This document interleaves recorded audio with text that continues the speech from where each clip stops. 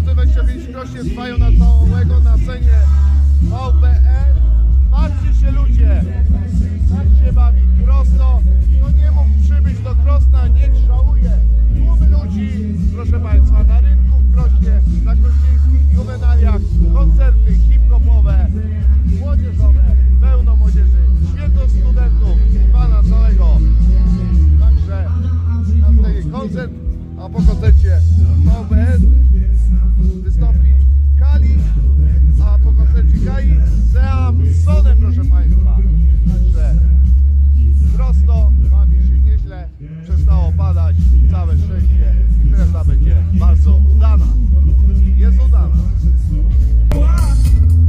Szkoda, że miłość to puste wyznania, a we mnie tkwi na moradekła strzała. Bo świat, który znamy, żyje za blisko.